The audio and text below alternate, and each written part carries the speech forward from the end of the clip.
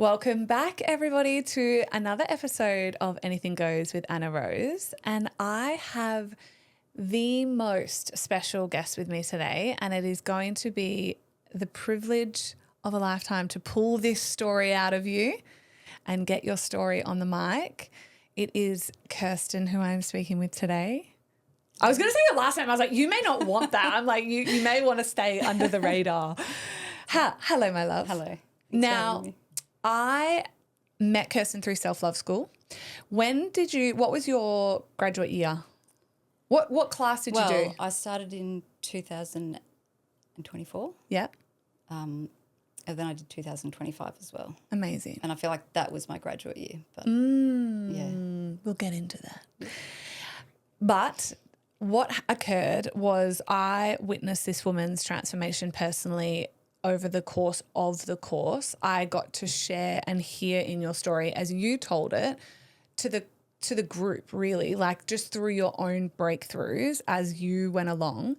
And I was in awe, I was enamored, I was inspired, I was consistently motivated. And then I brought Lane into the fold of, she became the Self-Love School community manager, and she kept saying, you need this woman's story on the podcast. So there will be what I wanted to say, how I wanted to set it up, and I have given you nothing off mic. Poor Kirsten has absolutely no idea where this is going to go, because I will never in my life give someone questions beforehand. I just want it to be a conversation between friends. But what I wanted to say to the listener is that there are definitely going to be, I'm sure, and maybe not also, but references or connections to Self-Love School. It's not about that for me, though. This is sincerely getting Kirsten on because you do have a magnificent story, and it was beautiful. I was actually telling Amy, my girlfriend, in the gym this morning that I was having you on, and I'm so excited, and you've got such a remarkable story. And, I was unpacking it a tiny bit with her, and she said, but that's it. When you actually heal the true emotional meaning behind a disease, you can heal it. And so anyway, that's a clue. So let's start. It won't be at the start, I don't think. I want to kind of give people, it will be at the start, but basically the start of your diagnosis. So Are you comfortable to start there? Yeah. And then we can go wherever this takes us, wherever you need it and want it to go. All right. Yeah. Start, my love. So at the end of 2023, I was diagnosed with stage 4 incurable cancer. I had metastatic melanoma, so it had spread to my spine, my hip, and my rib. But there was no primary location, so I didn't have a skin spot. I had the whole skin check in the mouth, eyes, genital areas. They couldn't find anything. So I'm like, she's responding. My face, guys. I'm like, there's things I'm going to learn, by the way, because I don't know the whole depth of it. So I will definitely be in. It's like telling me sometimes for the first time as well. Okay, so couldn't find the primary location. No. So basically diagnosed stage 4, told that they couldn't cure it. They could perhaps treat it, help me live my days comfortably. I was 37 years old. I had 2 young kids. I think my son was about 5 and my daughter was 7.5. It makes me emotional to think back to Of course. Well, we're only talking less than 3 years. Yeah. Yeah, less than 3 years ago. And how, because I've genuinely never had anyone on the podcast that has vulnerably sat and shared the story that they were told, go home, we can manage this, but, the end is nigh. How does that feel in someone's body? Like, how did you process that? Did you process that? So I actually knew that I had cancer before they told me. Okay. I'd been dealing with pain in my body for about 8 months prior and no one could work out why. Right. The doctor was sending me for scans, ultrasounds, I had x-rays, and it just came back as bursitis or slip discs in my back. The chiropractor sent me as well, and I just had enough. I was like, I need to know what's going on. And my husband and I actually went on a retreat together and did plant medicine. And guys, I didn't know this. Hey. My intention was to find out what I needed to do to heal, because no one could tell me. In that journey, the biggest journey of my life, but the most beautiful. I was laying there under these beautiful trees, just peaceful, and this whole side of my left side of my body was pale and grey. Wow. And I was pulling my long hair and it was pulling out. And in that moment I was like, oh, I have cancer. But then on this side I'm getting a message saying, it's not your time. I'm like, okay. So I journey through all that, come out, think, wow, I need to go and get further answers. This is serious. Yeah. So whilst it was really confronting, I had that little message saying it's not your time. So I held on to that. At the same time, I was like, am I being naive? But I'll still hold on to that. Mm-hmm. So that's what I did. And I honestly believe that's what kept me going. I do too. Yeah. I 100% do too. And do you mind me asking if there's anything, by the way, again, I gave you no warning. So if there is anything that I ask that you don't want to answer, I'll just say, I'm not comfortable. I'm pretty open. So. And we can cut that out as well. We can cut that part out if so. But can I ask, are you comfortable? How did your beautiful husband respond to this news? Like he always does. He just gets shit done. Yeah. He's the strong, calm one who just goes through the motions, does what he needs to do, holds me if I need to be held. Yeah, he's amazing. Incredible. And so you're diagnosed with stage 4 cancer. You're told, actually, I want to back that up. So you come out of plant medicine and this entire time for 8 months, I call that essentially, they are and they weren't like gaslighting you, but you knew something was wrong. You keep pushing for tests. The tests are coming back negative. I suppose, what was the test that ultimately diagnosed it? So my GP ended up admitting me to hospital and I had all MRIs, CT scans, blood tests, like really intense blood tests. Nothing was showing up, but they knew something was wrong. So they ended up doing a biopsy of my hip. Oh, okay. And that's what showed what it was. In your bone or? Yeah. Right. And did you push? I'm drilling here because I'm like fascinated and proud of you just from a medical perspective, because what I've found being a woman that consistently speaks up about everything is, so as in government or medical or whatever, even in the IVF, from the IVF perspective, I'm not listening. I respect, but I don't necessarily receive, and I don't always believe what they tell me.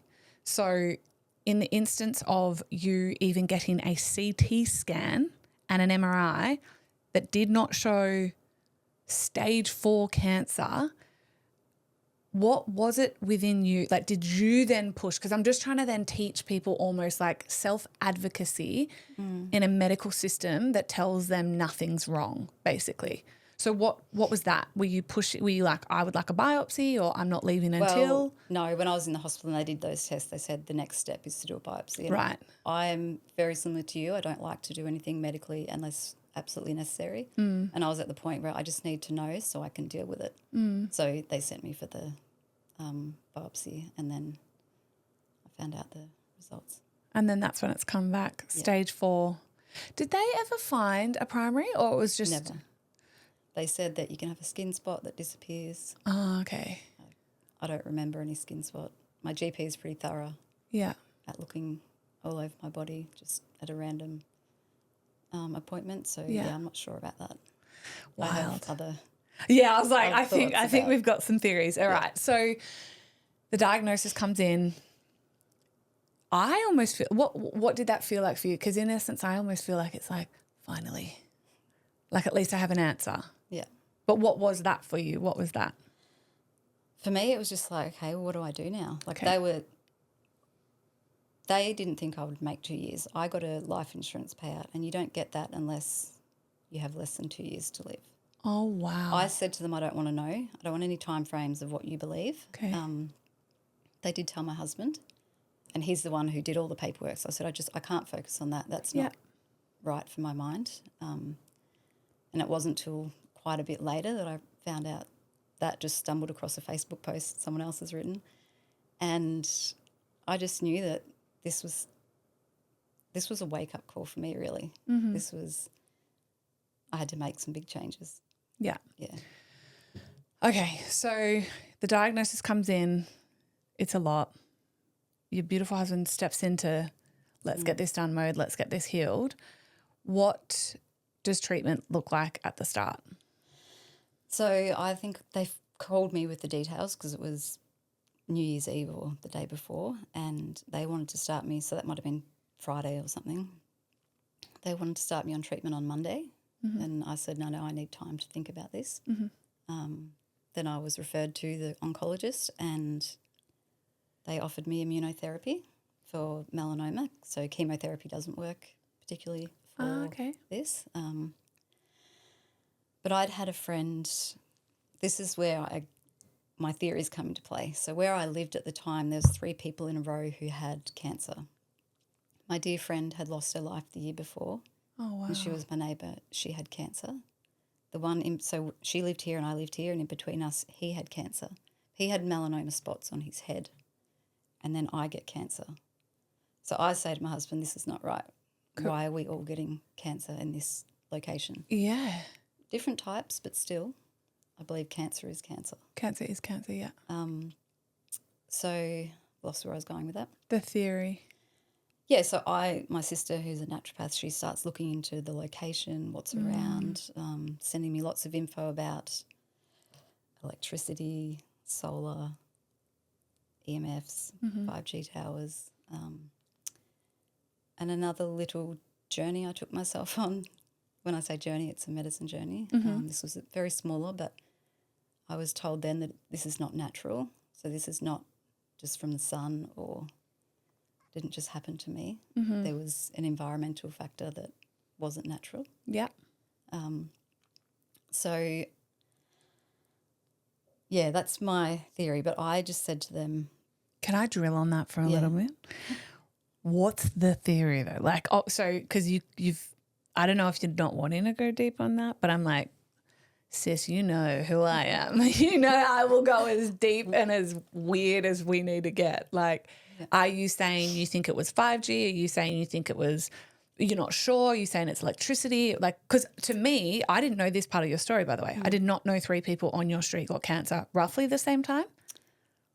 My friend, she passed away at the end of 2022. Wow. And then the other male, he was earlier on the year, the same as me. Yeah. And then I was, so yeah, all within a couple of years of each other. And I would also offer, like, who knows, or do you know, who knows how long yours was growing? Because you're stage 4. And so at that point, and multiple locations. So, yeah, my point is obviously there could have been an enormous overlap of time there. Yeah, I believe there's many reasons as to why I got it. I don't think it's just one, you know, the electricity and all that sort of thing perhaps just aggravated it or made it faster. Yeah. We had a smart meter on the house. We had solar all over the roof. We had outside was like one of those big, I think they called a transformer or something on the power line. I think there were 5G towers that were overlapping in my area. That's so. wild. And another thing too, my daughter was really struggled in that house to sleep, and her emotions, they're big anyway, but she could never sleep. She couldn't get to sleep. She'd wake up at night. And I just believe there was something there that was affecting us. It's interesting because when I met Ryan, this is like a tangent, but not really. I remember meeting Ryan, so who's a linesman, and I can't remember how it came up, but he wasn't telling me as in like, yeah, here's a conspiracy. He actually just I would have asked a question like, oh, are there any female lines? Like, what's the female, like bad bitches or, you know, I know that would have been the context. And I remember him saying, no, baby, there's no females as linesmen. And I was like, excuse me? I was like, please, pish posh, like, how sexist of you. And he goes, no, legally. No women are allowed to be a linesman, aka work on electricity power lines. So Ryan works with the big, you know, the big power lines because it affects their fertility. Really? So, yeah. Wow. And I was like, excuse me, pardon me, what? And I was like, oh, okay. What about the man? Then that was my question, right? I think so, but who else is going to work on the power lines? Anyway, that's a side note. So I just want to sort of, you don't need it, but I just, you cannot, no one can tell me that all of the things that are currently going on in the world are not affecting us environmentally, physically, spiritually, financially. Yes. Okay. So you are in a lot of shit, babe. With all due respect, shit, right? So you're in the shit. You're officially in the shit. You have the call with the oncologist, the immune doctor, and he prescribes what? Can you remember? Immunotherapy. And do you begin that? No. Right. I declined that. So, that's what I was going. My dad had cancer, my husband's dad had cancer, my friend, and they'd all done the conventional treatments, and I just thought, I can't do it. I can't. It's too scary. Okay. But I also thought, this is not just physical. I've got so much stuff that I need to heal. So I worked with 2 naturopaths, so my sister and one who specialises in oncology. And I'll put your sister's naturopathic page in the show notes. She's actually studying oncology naturopathy as well at the moment. Incredible. Doing a course. Anyway, so in the oncology world, they're giving me no hope. It's just all cold, hard stats and facts, and this is what's going to happen to you. And when I went to see this beautiful naturopath, she held me at the end and she said, looked in my eyes and said, Kirsten, you have hope. I just held on to that.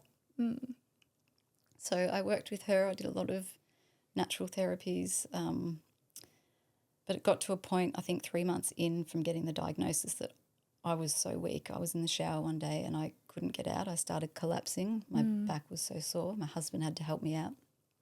And then I was offered radiation, and I spoke to the naturopath and she said I would try this. It could take away the pain. So I had radiation on my spine and my hip. I had it on my hip first, and then they did emergency surgery on my spine. So I had rods put in either side to help me stay upright. What is that then? Was the cancer eating at your spine? Yeah. Okay. So 2 of the vertebrae are sort of damaged.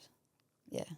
So you have emergency surgery. Yep. So I got leading up to the surgery, I had 5 rounds of radiation on my hip, and then I had surgery, and then they wanted to do radiation on my spine straight away. I said, no, this is too much too soon. Just, they in their world, they just want to go bang, bang, bang, bang.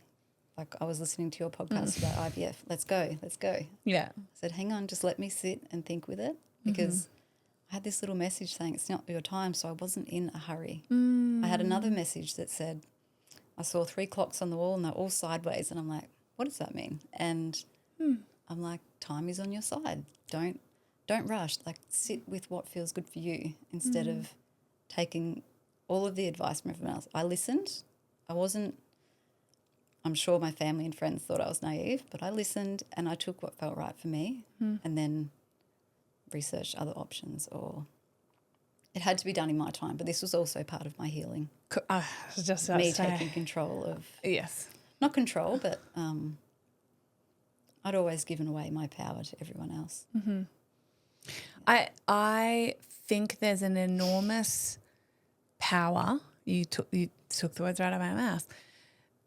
In taking a breath, taking assertive control, and trusting that it will always be okay, right? So even in the chaos, that hope, and it comes from my mum. My mum really taught me this. I've watched that woman live a life I wouldn't wish upon my own. My story is my story, but ultimately my own story is wrapped up in my mum's story, because then I'm her daughter as well, right? So times that by 5 children, I can't even imagine. So, but the level of hope and faith my mum has held of that, just it's going to be okay. I don't need to be in a rush, or whatever that line is for the person that's in it, and I'm going to hold on to hope. That is healing. That itself is healing. Right? And you know all this, my train of thought. But ultimately, I believe that when someone obsesses over the stress, and so it is. Yeah. But if someone can see calmly and diplomatically, and I really respect and love you did both. you did say yes to Western, but you absolutely supported that the entire time with Eastern, which is that naturopathic approach as well, which is exactly, look, you could never say what you do until you're in it, but if it were I and I could say what I would do outside of it, that's how I think I would respond. I would never do probably just one or just the other, but I would absolutely find the beautiful, calm, hopeful balance of both. Yeah. All right. So you are in treatment. Do you get radiation on your spine in the end? What does that look like? Yeah. In the thick of this, I moved so I was living in Brisbane. Oh, okay. You weren't always, okay. No, and then as soon as I got diagnosed, we started looking for property. We just wanted to move away. I'd kind of wanted to for a while, but it was always, I don't want to disrupt everybody. But this was like, I've got to go. Like, this is no better time than now. So my mother-in-law and my husband basically packed up our home because I couldn't do anything. No, of course not. And we moved north to Noosa hinterlands. And when I got there, like I just... sigh of breath, like, oh, I'm here, I'm home. But then the stress of it, like I was in so much pain. I ended up back in hospital, and that's when they did the radiation on my spine. Right.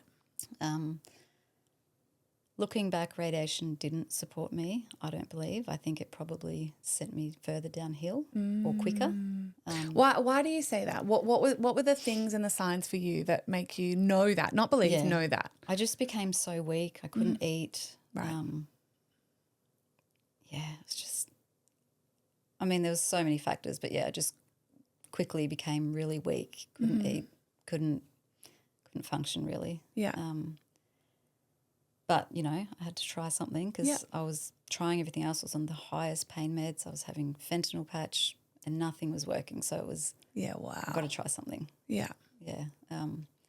So I did that, and then I went home and continued to do what I did naturally and take so many pain meds. What was that like for you? Was that hard? That was hard in the beginning, but my sister said to me, just try and thank it, like thank this medicine for helping you in this time to take away the pain. So I had a little ritual. When I'd take the meds in the morning, I'd say, thank you for giving me relief today so I can focus on healing. That's beautiful. And it was hard though, and they bring all their own side effects. Of course. I had so many that I was just like, oh, it makes me sick thinking about it. But it had its place, right? Yep. It had its role. Yeah. And then I think got to about August, I had the lesion or the tumour on my chest had gotten quite big, and I was using castor oil to help it go down, and it did go down a fair bit. But then after that, I don't know how long after, but I got unwell with fluid on my lungs because I wasn't moving. I'm just laying in bed all day, every day. So I had to get my lungs drained. I went into hospital, and that's when I did immunotherapy. So this was 8 months after. I was going to say, what's the timeline? Because at this point, I was going to say from diagnosis, you're obviously receiving treatment. You've at this point, you have had radiation. You're on a lot of pain drugs to mitigate and manage that. You've had your spine surgery. The lesion then is appearing. You're treating that naturally, and then the immunotherapy. Is the cancer going down? Are they reporting that cancer's going? I don't know this part. So there's parts where I'm a bit blurry too because I was just so high on drugs. It didn't spread any further anywhere. Okay. So all this time before I started it, it wasn't spreading anywhere, but it wasn't really getting smaller. So although I started working with a therapist, well, I was working with two therapists the whole way through, but there was one particular therapist that I was working with, and I started to open up about things from years gone by. And as soon as I let those things off, it's like this huge weight just lifted off my shoulders. And I believe that's when things started to look up. Now, is this like a psychologist or a counsellor? So counsellor? a holistic Beautiful counsellor. Yeah. I was offered psychology through the oncology ward, but just didn't sit with me. It's the same in IVF. Yeah. You get offered a psychologist, and I did one session. I was like, I'll bite. And I got in and I was like, no, I don't. No. Like I don't need it for this. I don't want to sit and talk about IVF. I want to like look bigger picture and focus on, you know, the different things. I don't need to sit in the shit of what's shit. And they're kind of working with you from their experience with other people in the same situation. And, you know, like I didn't really join any cancer support groups because, one, I just needed to go within, but two, I couldn't deal with the language around like from the mainstream side of cancer because it wasn't empowering. It wasn't looking for the future, especially in my case when you got stage 4 incurable. It's like we're just keeping you comfortable. It got to a point in hospital where I had to sign papers for my husband to become my medical power of attorney because they said she won't make it till Christmas. That's wild. And did you? I never believed it. I never ever believed it. Thank God. Not once did I think this was my life. Like I remember getting taken to hospital with a support worker for my treatment because I couldn't drive and my husband was busy with kids and working. And I'm sitting in the car and she starts talking to me about her dad's funeral and then she talks about his cremation and what he's in now and his special urn and would I like the details of this company. And I just sit there and tears are just starting to roll down my cheeks and I'm really quiet and she looks over and she goes, I've overstepped, haven't I? I'm like, lady, you did not read the room. She was planning my funeral. But looking back now, I can kind of think, okay, I can see why she thought. Anyone looking from the outside, I was skinny. I was like an 80-year-old woman. Thin hair, pale, like 45 kilos. Wow. Couldn't, you know, like I was hobbling around on crutches. But I still didn't see that that was the end for me. I think that's I do believe that's an enormous part of what saved your life though. It's a choice. Yeah. At the end of the day, I think even that sick, you know, and to the point medically that's sick because hospitals are getting you to sign papers to say your husband is your medical power of attorney. I do. This is my mum used to say this when, you know, because when I would see death, she was like, darling, they still get a choice, right? They can close their eyes as well and go enough. And I do think there is an element of, I've also just reread, I can't think of the name, but Anita Morge. She's that incredible woman who died, like comed from her cancer, went to the infinite and returned and was like, it's not my time, I'm coming back. So this is like, and that was just weird timing. Now I'm sitting in front of you, I'm like, yeah, wow. Yeah. So I believe that choice for you was fundamental in saving your life from which is all you and only you that thought that and had that conviction and had that incredible courage to believe that when people around you didn't. Yeah. I was very conscious of who was around me. So moving was a way of me protecting myself from the outside noise. I moved to a property of 3 acres surrounded by trees. No one could get into me. Like I was just literally surrounded by the birds and none of that outside chatter of what about this, what about that, why are you doing that? Did you get any of that? Did people closest? Yeah, I was going to say, did you have people project? There were a few in the beginning, and I know it all comes from a place of love but also fear. And I chose back during 2020, I don't want to live in fear. You know, I'm not living this way and I chose this way. I'm not going to be fearful of this. So I just gently, you know, let them know that I'm not focusing on that because my nurse across the road, beautiful, beautiful woman, and she's still my friend now even though I've moved, but she said, being a nurse, it's really hard for me because I know what stage 4, yeah. And I said, thank you. I said, I understand that, but I'm not focusing on that. I'm focusing on healing. And she goes, yeah, okay, I get that. So that's my boundary, lady. Yeah. Stand down. Yeah. So you're 8 months in, you are still very sick, it sounds like, still very sick. So where would this put us now on the timeline? What year? So you were diagnosed? 2024. Right, so you're in 2024. Yeah. Still very sick. Cancer's not spreading. No. But it doesn't sound like it's really going anywhere, has it? Has it minimised at this point? We're not sure. I don't think it. I don't remember. I just remember thinking it's not going. You know, when people got stage 4, sick. Like it starts going to every different organ, and I'm like, well, this is a good thing. This is not. And I never Oh, used because the it's word incurable. sick. I've I just never used the realised word they've sick. said incurable. So Yeah. you're not really, I suppose that's not really part of the conversation. It's like, yeah, you've got stage 4 incurable. So that's on me really, because it's like, no, they're treating what they're treating to just make you comfortable. Yeah. But I would say that I'm healing or I'm resting rather than I'm sick or, I mean, I'd say I feel weak, but it was never, I was very specific about the language I chose to speak and, so. This is a personal question, but I just feel it.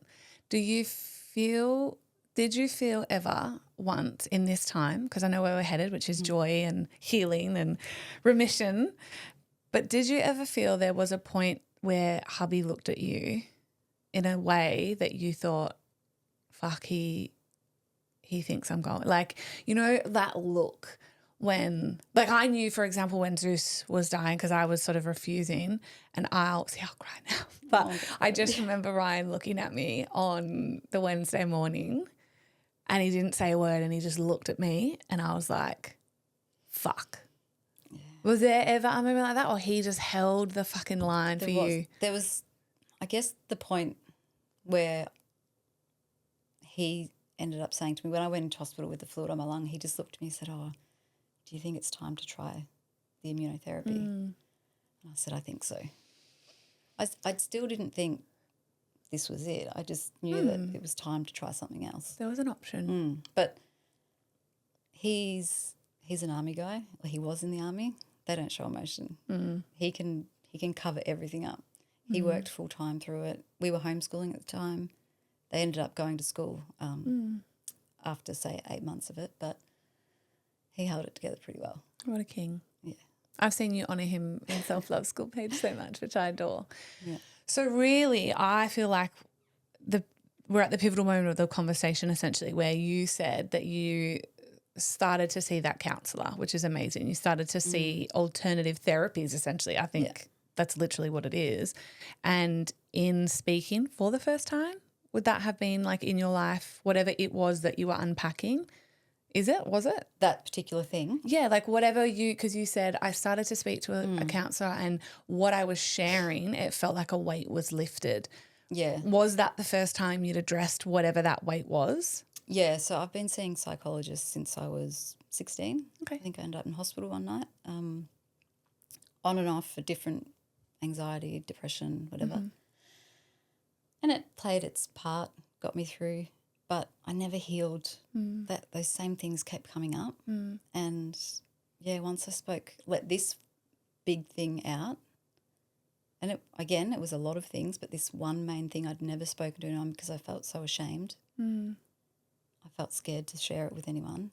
But I don't know if it was just the time or if he was the right person for me to share it with. He was just,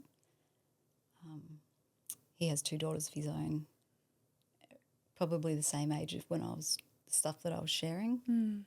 So it felt safe. How beautiful. Yeah.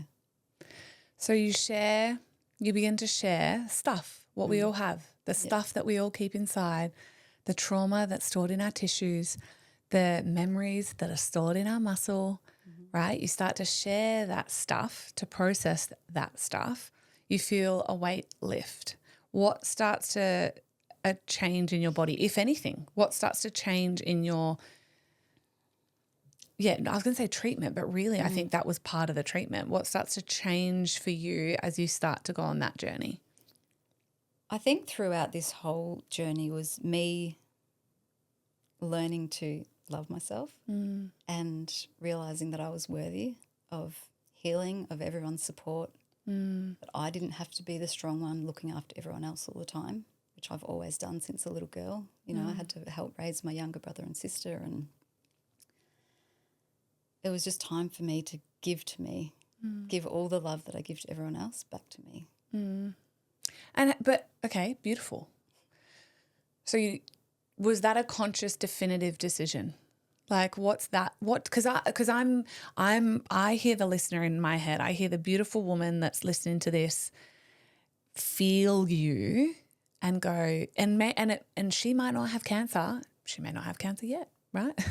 She may hopefully never get it. But there's she's that woman that her whole life as well, she has never loved herself and she's never allowed herself to even receive love that sometimes does come her way, or never allowed herself to feel worthy of that love. You do that. There's a decision that you make in this journey where you go, was it definitive? Can you unpack that? Like, was it? I'm going to sound like a crazy woman. Goes back again to one of my medicine journeys. No, I love this about you. My intention was, this was back a month or two after I'd been diagnosed, and I just needed to know, what do I need to heal? Like, what is going to help me? Yeah. And was hubby on these medicine journeys? no, okay. not all the time. We went on one together, and then I did small ones on my own. He would look after the kids, and I'd King. just look after myself. Yeah, beautiful. Or he'd check on me, but in that I got the message loud and clear, you need to love yourself. And you know what? That same day, so I did that in the morning, that afternoon my sister sends me a message saying, hey, have you seen Anna's self-love school? Yeah. And I'm like, what? And then I look it up and I'm like, oh, I signed up straight away. Because this is when you happen? came on my radar. So I don't know this. All the story I knew was your sister had messaged you, your beautiful sister had messaged you and said, hey, have you seen self-love school? You should do it. And you began it you were in treatment. You were unwell. You were diagnosed and dealing with your cancer. And I was just like, oh, the enormity of this and the privilege of knowing that you were about to be held in a container, predominantly just of supportive women, made me feel very nice. Like I was like, oh, I just know the support. Even if she doesn't participate, I know she'll feel it and I'll know she'll see it. And so that alone. And then I watched very quietly, very like, can't ever play favorites, guys.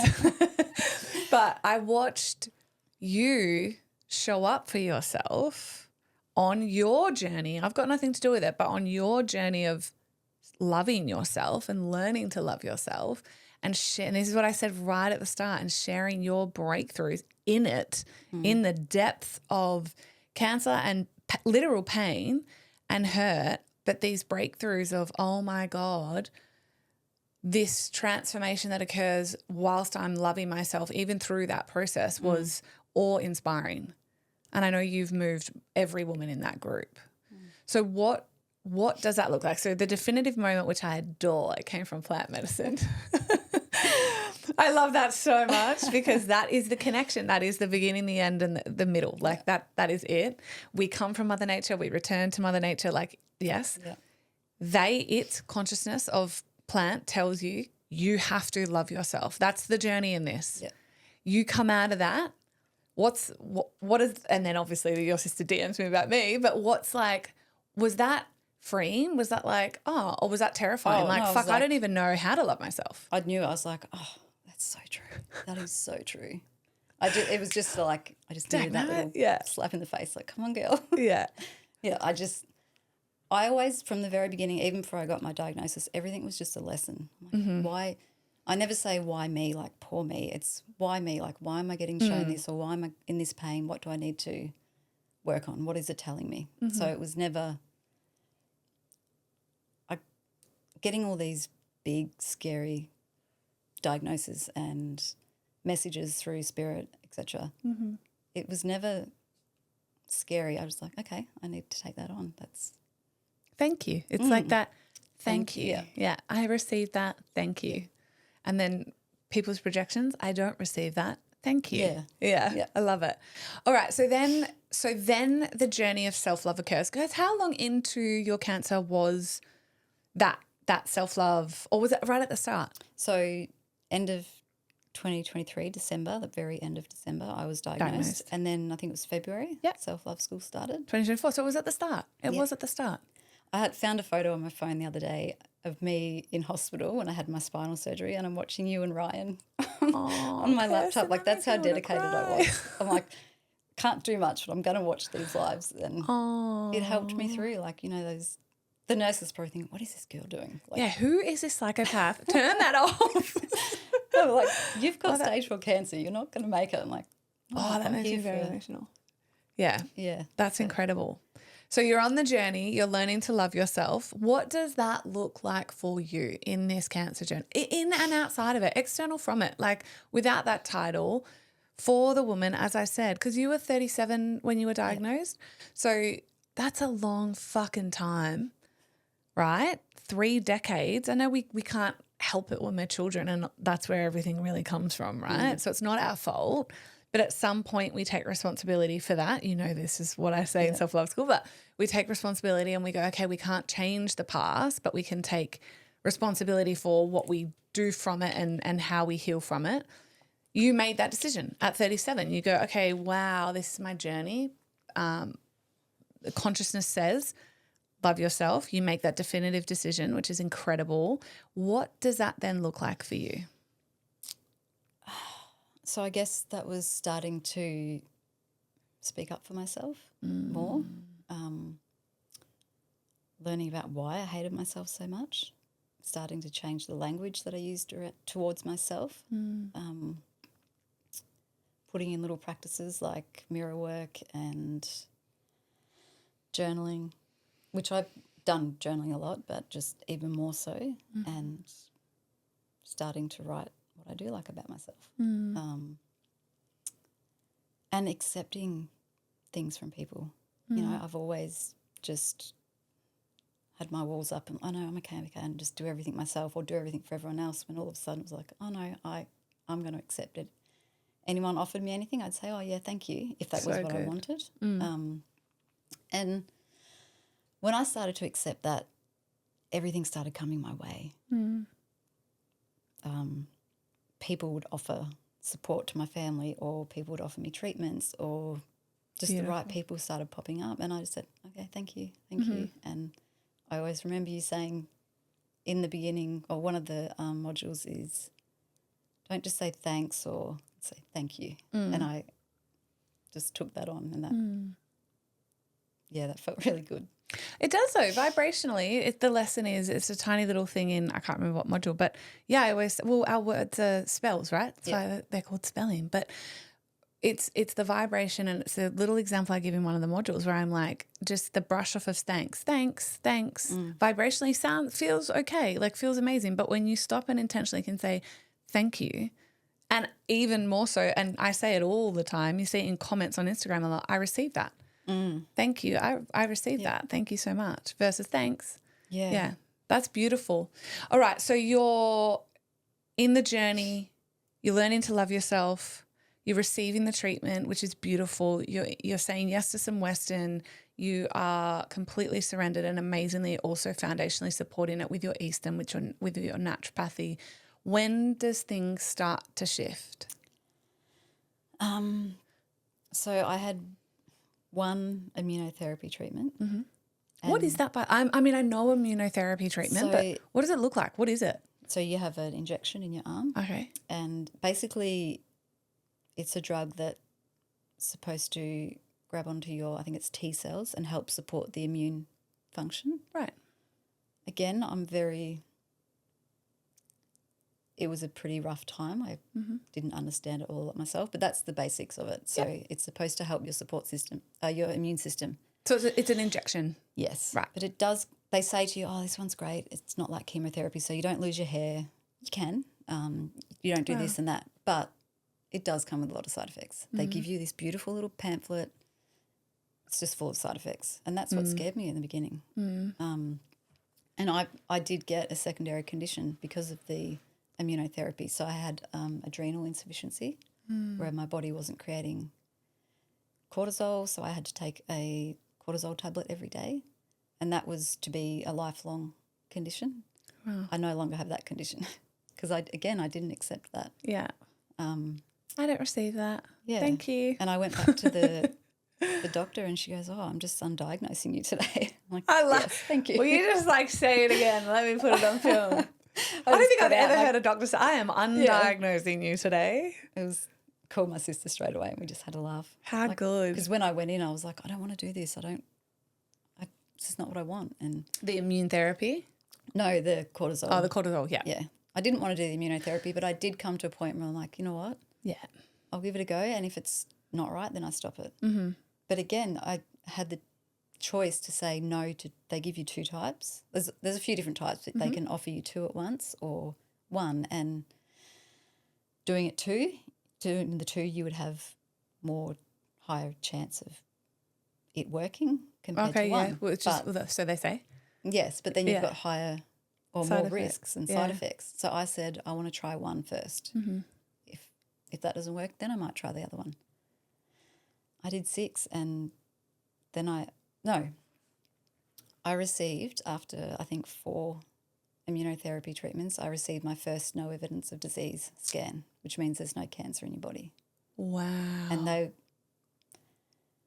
so go back to what I was saying before. After my first treatment, that one completely went, just gone. Lesion. Within a couple of weeks. Wow. Like 2 weeks. I don't think it's supposed to work that quickly. So that's why I think everything together that came and helped. But everything else that I was doing was also already getting my body ready. Yeah. I didn't have all the side effects like I hear a lot of people have. Some people have to stop it because they're just too unwell. Too sick, yeah. I think the first time I was a bit hot and clammy at night, and then my joints would get a bit sore. But again, the naturopath supported me with a supplement, and that all went away. And so, I get my first no evidence of disease scan, and then I'm like, okay, well, what happens now? And they say, we like you to continue for 12 months or something. And I'm like, well, okay, I'm listening, but I don't want to keep putting this in my body. It's already given me one other condition. Said I'll do another one, and then when I have my next scan, if it's clear, then I'll think about that. So I ended up doing 6 overall, and they still wanted me to go on to do, I think it was 10 or 12. And I said, oh, wow. And that was just, his words, you don't know that it won't fight back. And I just said, I just want to focus on now what's good. And I just did 6. So yeah, amazing. Yeah. And where I know this sort of part of the story. I know how much you really were working on yourself, because I got the privilege of seeing it every single week. And I remember, did you come on? I don't remember if I knew you were in hospital, but I remember seeing you on some weeks when we were live thinking, this Wonder Woman has cancer, and here she is online still showing up to lives, and then you've got people that are like, oh, sorry, I couldn't make it, whatever their reason was or excuse, right? Doesn't affect me, right, at all. Yeah. But I'm like, I remember just seeing your consistency. And so I know then as a woman straight away what that tells me is how you show up in your life and the choices that you were making and the commitment ultimately, again, external to self-love school, on how committed you were to working on self. So there's not a doubt in my mind that, just to validate and honour what you're saying, like, yes, okay, I received the immunotherapy and you were 10xing on self and learning to love yourself and learning to go on the journey of what that looks like, sounds like, right? Sticking up for yourself, holding a boundary, I'm sure saying no to people and things that were no longer in alignment, and feels like in your body. And that is fundamentally life-changing and life-saving. Not a doubt in my mind. I wouldn't have done the immunotherapy if I didn't. I believe I wouldn't have done it if I didn't love myself and think that I was worthy of anything, to still be here. Back the truck up. That's a very big statement, right? For me to hear that because, and maybe I misunderstood that, but I'm hearing a woman say, I would have just not even accepted that treatment, which could have potentially, and it, saved my life if I didn't think I was worthy of living. Kirsten, yeah. So you just would have been like, you know what, it's almost like I don't want to cause anyone any more pain. Yeah, that's big. Yeah. And, my self-worth was so low for so long, so many years, that I had to build that up and know that, I created this card deck, and one of them was I deserve to heal. And that was, I had to realise that I'm worthy of healing just as much as anyone else, and I deserve love, and I deserve everything in the world. I deserve to be here. My family deserves me to be here, my friends. I'm getting really emotional. I'm getting emotional because I'm like, I don't think I've ever heard, no one's ever sat across from me or looked me in the eye and said, I had to learn to love myself to even accept to stay alive. Yeah, that's really big. And then what I start thinking as a woman, I suppose, is, are there other women out there that think like this? Like, that's so big that people have worth so low that they might not accept life-saving treatment because what's the point? They're not worthy to. Oh. Yep. And here you are. Here I am. So, of all of that, the cancer goes, which we know. She's sitting here today, beautiful in her green, with a voice, because I see you so beautifully and powerfully use it. Not all the time, like not even to the capacity that you would as well. I just had that privilege of self-love school sisterhood and seeing the beautiful way in which you still show up. And you get the all clear. So it's like there is no cancer in your body. How does that feel for you?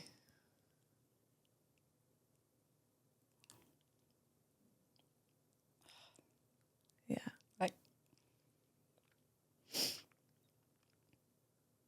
I just went on a retreat on the weekend, and my intention was like, how do I move forward from this, and what is my purpose? Why was I so blessed to still be here and some aren't? And in that just showed me that, like, you are worthy. You are, like, it just feels, I'm like, I'm here. I am actually here. Even though I never thought I was going anywhere. I guess the odds could have been against me, but. Oh, no, odds were definitely stacked against you, sis. The odds were odding. Yeah. I'll be driving somewhere, like, just randomly, and I start crying. I'm like, I'm still here. Like, I get to go and do this and I get to do that. And my little boy was at school one day and fell off his bike, and the principal called and she's like, oh, Bo's hurt himself and he wants to come home. And I cried the whole way to pick him up because I get to do that. I still get to be the mum that I always wanted to be. And, you know, that in itself was a struggle for me, becoming a mum with postnatal anxiety and not feeling confident, and, you know, just knowing that I'm still here to be that and I get to do that. All those mundane things that annoy us mums. Like, I just love it. Yeah. It's the feeling of aliveness. Right? I'm alive, Literally. yeah. It's like, it's the feeling of that is a beautiful resonance even to sit here and feel from you, though, because it's this frequency of, it is worthiness, but it is this feeling of a gratitude. Your resonance is very, like, stable and high, because I feel like there's a gratitude from you that I can't necessarily feel.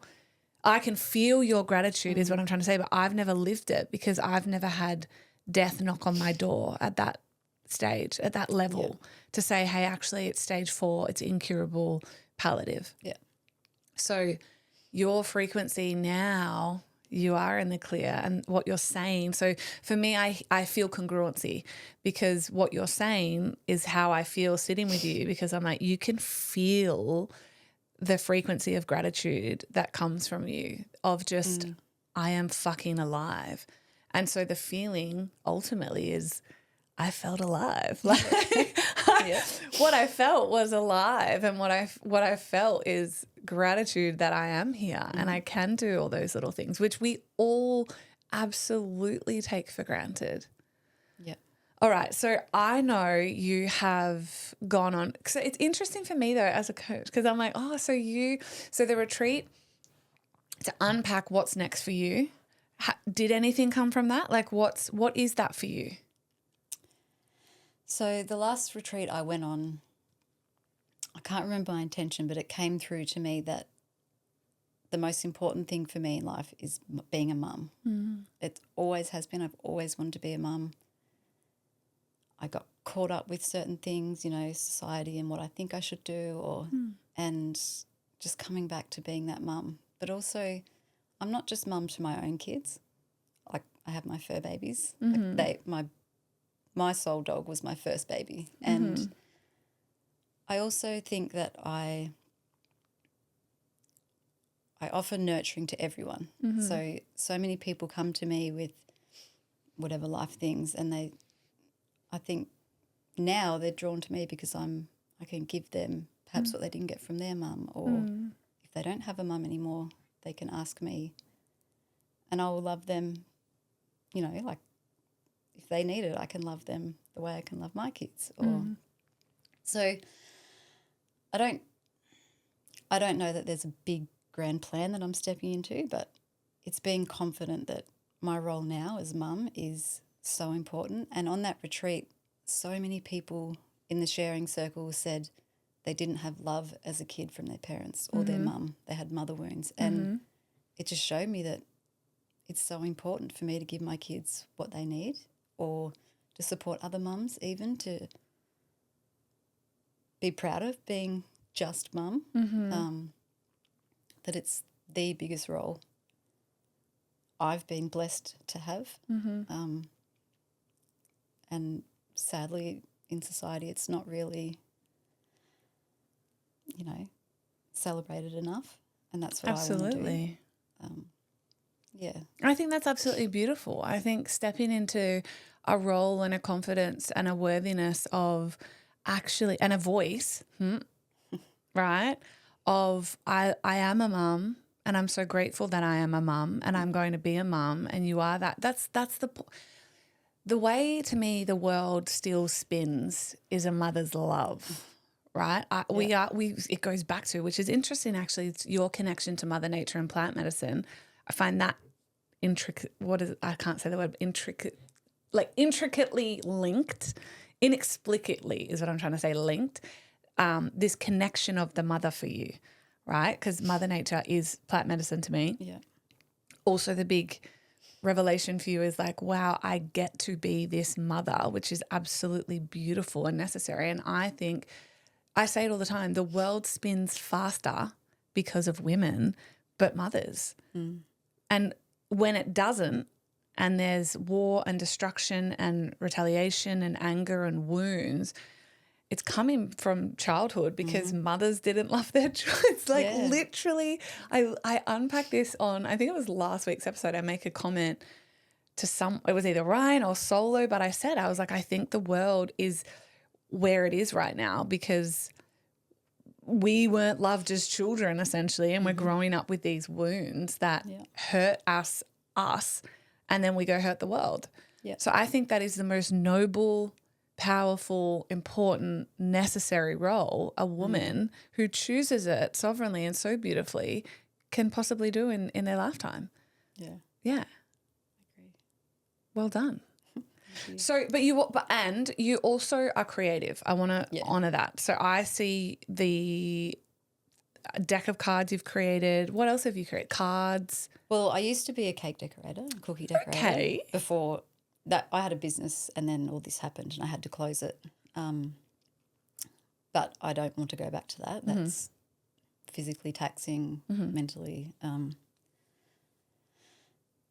So when I was really in the thick of it and I was in bed, I was like, what am I going to do? So my auntie sent me some watercolour paints and brushes and paper, so I started learning just on YouTube, and that's what I do now, you know, just for fun. And I created a card deck, and each of those cards is a message that somebody gave me in my journey or messages I received from Spirit that really supported me on. So one of them is you need to love yourself, and I've painted to match those messages. And so that's kind of what I'm at the moment, because creativity is in me. Like, I have to be creative. I felt really lost when I was in bed and couldn't do a lot. So being able to find that again was very healing in itself.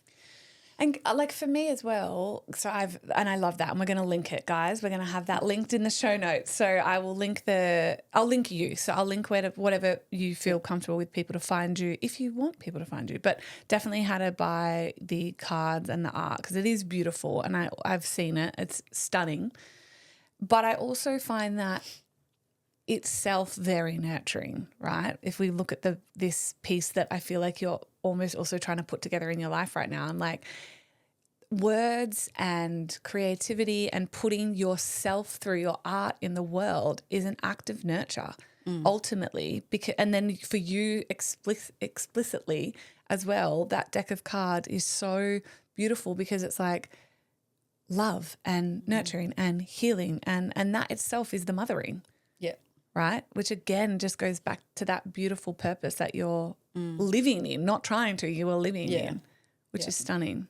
And that's what feels most natural, I think. And that's why it feels like I feel like I don't have to keep searching for, what do I do now? Because my business is gone and I am homeschooling one child, but I lost all of that for a while and was feeling like, who am I now? But I feel good now that I don't have to seek.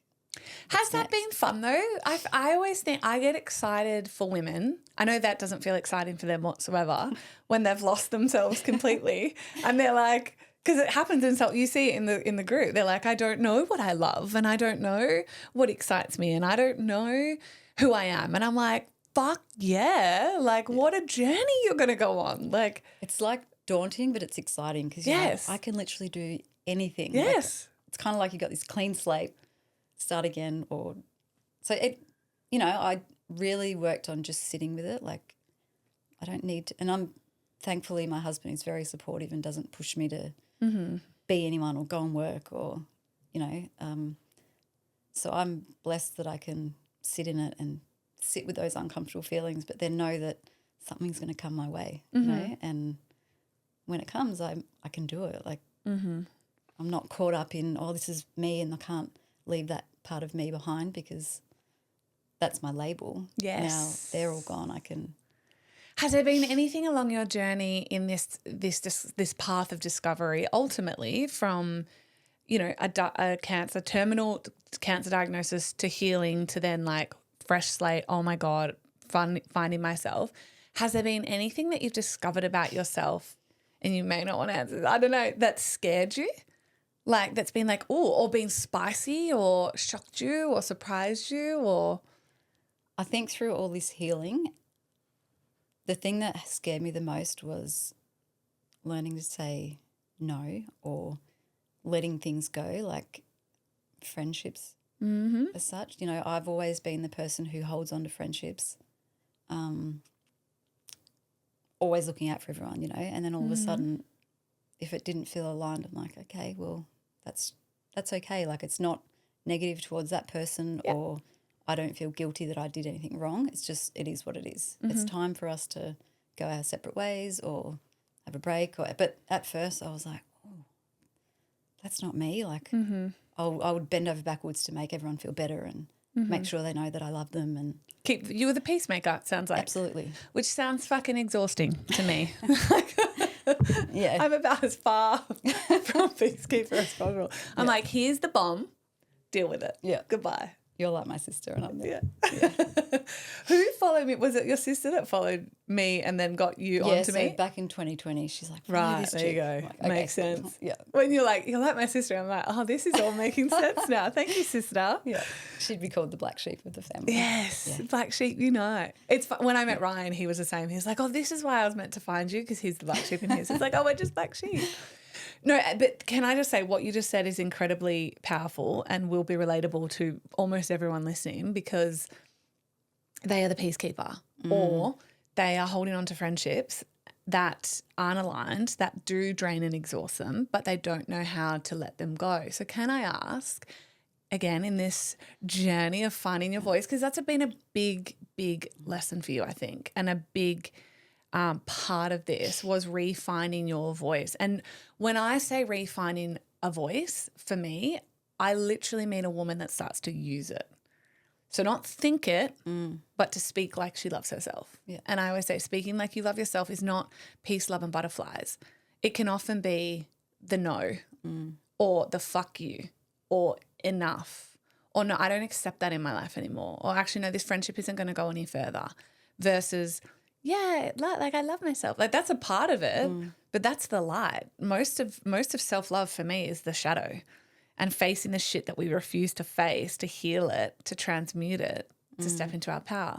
So for the woman listening who really relates to you, because they're like, yeah, Anna, it's easy for you. You know, you could cut a friend, like, because I can use my voice. What did it look like in the beginning? And it's a real question. Like, I don't know. Did you actually have a hard conversation with certain people to say this friendship isn't going? Like, what did that look like? Because I know there'll be people that are listening that are like, I have friendships or so many people in my life that I actually know are bad for me, and I want to wish them love and light, but I just want to move on. I guess for me, there's only been one particular friendship I can think of, but it's more about me being okay with just letting it go. I don't feel that I need to say anything to them. Beautiful. If they came to me and wanted to talk, I would talk and be open about it, but it's been more about learning not to feel guilty or blame myself or think that I'm the person who's wrong, and I don't think they're wrong either. It's just they've got Misaligned. what's going on with them, what's going on with me. So I guess that's how I deal with it, is really sitting Beautiful. with making sure I feel okay with. And if I didn't feel okay, then I might reach out to them or have the conversation. But yeah. And what I love is I'm like, I know, again, it's resonance. I'm like, I know that's true now. Like, I'm like, yeah, you would and you could reach out now. But it was such a true question, because I thought, this is interesting. Like, I know how I deal with things, but I'm more of I will literally vocalize. But it's different as well, because typically if someone's really in my life, they're in my life. Like, I can't just not have them anymore. I need to sit down and be like, hey, these are the reasons. Yeah. So, but that's a really beautiful actually example that both are true and both are correct. That actually it's and first and foremost, it is always an internalized piece, right? It's always coming from that place of like, I know I am not a bad person for choosing myself and not having misalignment in any capacity, in a job, in a boyfriend, in a friendship, you know, in my life anymore, and finding that internal peace, which is what the journey you've been on. Because I would imagine before it was just like, I'll just keep the peace. Yeah, absolutely. Or try and make everything better for everyone else. Yeah. Even if it didn't feel good for me. Was that exhausting? I'm so sick of myself. I think this came to like shake me up, like stop. Even in my business as a cake decorator, I was pleasing people. It wasn't just about making the pretty artwork. It was about making their day special. Because for me, you're an above and beyonder. Yeah. As a kid, our birthdays were the one day where we were made to feel the most special. You know, Mum would make us beautiful cake and have a party. Other than that, there was a lot of chaos in my life. But here I was trying to give it to other people to make sure they had a really beautiful day and that they felt loved. And again, I was giving to everyone what I needed. But yeah, it got exhausting, and I was like, I'm so sick of my own shit. I don't think I've ever what did you say before? I'm so sick of myself. Like, I'm so sick of myself. Yeah. I did. I think I just got sick of it, and this was kind of like well, your body said no. Stop me. Yep. Your body said no. Yep. It's Gabor. What's his name? Is it Gabor Mate? Yeah. When your body says no. Phenomenal book. Yeah. And he says this, like, the body will say no eventually. And for you, I'd never said no before. Like, all these things happening, I could never say no to people. Big things that shouldn't have happened to me, I still didn't say no. Okay. Actually, there was something you said before, and I wanted to go back, and I'm so glad you just said that. And there may not be an answer, but you did talk about shame, and I'm not going to make you unpack anything uncomfortable, you know, secrets or anything. But shame is one of the lowest, you know. So I always say there's no such thing as a bad feeling. We don't have bad feelings and we don't have good feelings. That's a farce. We have high vibrational feelings and we have low vibrational feelings. So when we are in low vibration, that is fear, shame, disgust, hurt, etc. Overwhelm. They're not bad feelings. None of them are bad. They're just low vibrational. when you were talking, you said, I was telling stories and I felt a lot of shame, and I thought, I wonder on the journey. So this is my question that's just set up to say, when you were healing and when you were learning to love yourself, was there a particular feeling, they're not bad, just a feeling that came up the most for you that you, Guilt. Yeah. I felt so guilty felt like I'd abandoned my family, my kids. Darling. But that just pushed me harder, like further, to make sure I got better so that I wouldn't abandon my babies. I remember saying one night, my husband, so I couldn't get out of bed, so he'd bring me a bucket of soapy water and my toothbrush, and I'd just have a cloth wash on the bed and brush my teeth, and I cried. I said, I'm so sorry. Like, I just felt so guilty. And he said to me, don't be. This is your time. Like, your time to do what you need. And that really helped me to stop the guilt. Then I realised, and my daughter, she said to me, she'd always say just randomly, Mummy, I need you, like even before this. And I would think about that during this journey. I'm like, people need me. Like I'd feel like a burden, because I had to have people living in my house to look after me, look after my family. And I'd always been the one to do that, not just my own family, but everyone else. So, yeah, guilt and a burden was probably the bigger ones that you process that really, really well then, because for me, when I hear the other part of your story that you shared, which was an enormous part of learning to love yourself, it was receivership. And to me, that's the spiral up. So if I'm feeling guilt for whatever, and I still do, I feel every feeling on the spectrum. I am on the spectrum. I'm extremely on the spectrum, right, of feeling and probably other. But I hear guilt, but then I heard first, which is even more beautiful and powerful, that actually I learned to receive. And you cannot receive if you are feeling guilt. Really, like you can't, because we are the paradoxal, like, antithesis of being like, no, thank you. We're desperate for help. We need it. We know we need it, but you're a burden. We feel guilty. And I'm trying to make this, well, not trying to make it relatable for other women in that is every woman on earth, irregardless of cancer, right? Irregardless of a terminal diagnosis, they're allowing guilt to run their life. Yeah. And the such powerful message, which tied that so beautifully in a bow accidentally, is that also you transmuted that consistently and processed that clearly because you landed into receivership and you allowed yourself to receive. Yeah. Do you remember how you were able to do that? Was it just full surrender? Was it? Another one of my cards says surrender to support. So when I was placed under palliative care and freaked out at first, I'm like, oh my God, anyone I know palliative, that's it. Well, we changed it to the longevity team because they were here to support me. Oh, I love And anyway, so they came into my home one day and said, we want to offer you some support, like cleaning, cooking for your family. And at first I was like, wow, people are coming in to do stuff for me and my family. But I thought then, I'm like, I can't physically support my family, but I can by allowing this to come in, because I could have said no. I could have said, no, I don't want it. No, and women would have. My mum used to say no to support. My mum would have. Baby with Down syndrome, and we could have had cleaners, but she didn't want to. She didn't think, Martyrs. I don't need it. Yeah. But I was like, no, I'm going to accept it for my family and me. But yeah, then I just started accepting anything that people offered. If they wouldn't offer if they couldn't, right? Absolutely, 100%. And you should never offer if you couldn't. When I was first diagnosed, I was told there's no support for me because I'm too young. I'm under 60 or 65 and I don't identify as Aboriginal or Torres Strait Islander. So you can imagine I'd tick that box then. Sitting in the oncology ward room and they tell me that, I'm like, I can't move. How do I look after my babies? like that.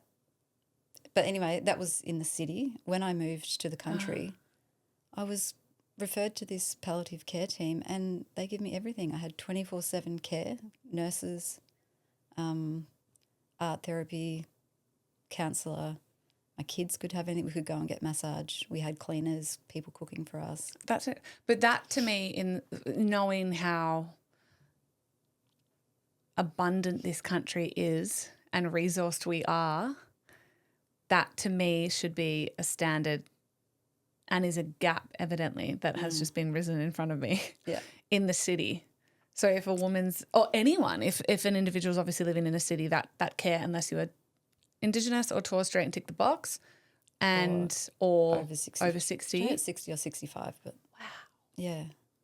So we were just left, and I was fortunate that I had, this is another really important lesson or message to tell, is have life insurance. Because if I didn't have that, I wouldn't have. So when I got that, that was really bittersweet. I was like, oh my God.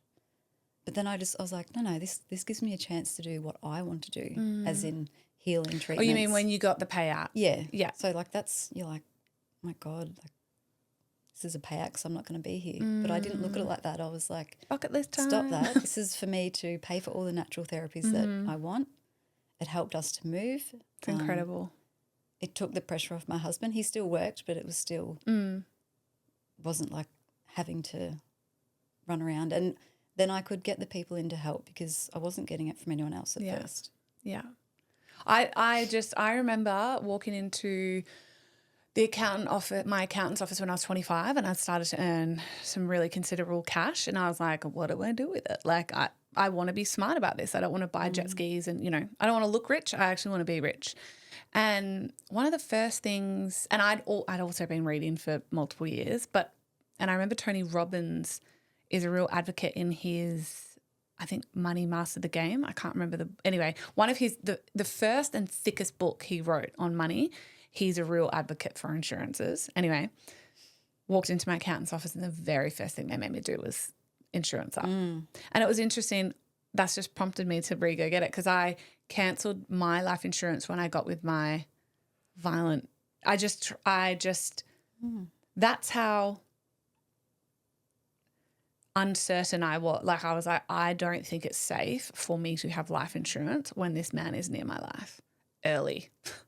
So I need to get it again. Is my point. Thank you for that. Thank you for that tidbit. I absolutely need to get it again. And even the mums who don't work, because I got it when I wasn't working. Like I had a small business, but I wasn't actively like making a lot of money. Yeah. But our financial advisor said, well, if you're not here, who does the cooking? Who looks after the kids? Who does the cleaning? Yeah. Greg would have to pay for everyone. Yeah. And that's incredible. So that was really so thankful to my younger self for accepting that then. We love past you. Yeah. Most of me. Yeah. All of you. Yeah. No, I always say, you know this, but I'm like the woman, and hey, we have our soul contracts as well, but the woman that got you to that, even that point of the terminal diagnosis, I honor her. Yeah. I love her because I love her for being Kirsten and getting Kirsten that I know and love to that point in her life. And even having the wherewithal to, in that moment of despair, I don't know what the feeling is for you, but I just think if a doctor's looking me in the eye and saying it's terminal and incurable, I'd be feeling some despair, possibly. Your mind, that Kirsten, was like, I'm going to hold hope, which is remarkable. I've always, since very young, I've always been that kid with all the drama, like something going on, like skin issues and this and that and depression and anxiety, but I always knew there's a better way. I never give up. Always like, this really sucks, but I'm going to keep looking for it.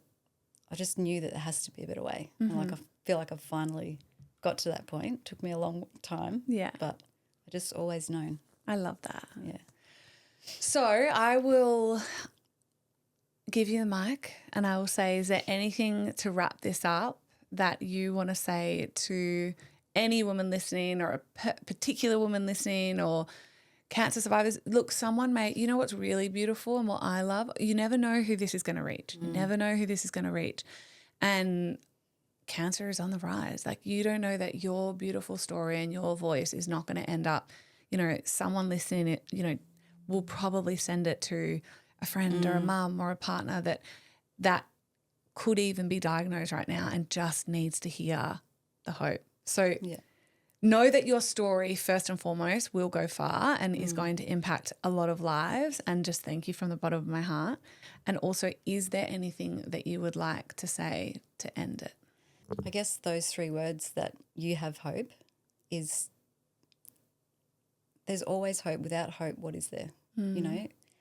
And just live. I know this sounds really cliche, but live every day like, not like it's your last, but just enjoy life, and don't let these diagnoses or things dictate how you're going to live your life. Like, I kept looking forward. I kept, you know, planning. Like, I read my life vision statement and I was planning to move, and this is what I was going to do, and I'm doing it now.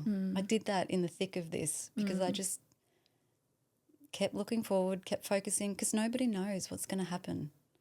You know, you get given a stage 4 cancer diagnosis, but someone over the road might get hit by a car or, I don't know, bitten by a snake, and you just don't know. So you just got to don't focus on that as the be-all and end-all. I love it. That's beautiful. Well, thank you from the bottom of my heart for coming on. I know you've driven up from the Sunshine Coast in a wild time. We'll probably reminisce. We will. I can guarantee you we will reminisce about this moment, being you got up and all the things. But thank you for being here. It means so much to me. I really know how much your voice in general deserves to be heard. Everyone's does, but I love your story. I'm so proud of you. It's been such an honour to sit and hear it one-on-one and one-on-many. It was just us, Kirsten, and the thousands of others. And until next time, my friends, stay wild.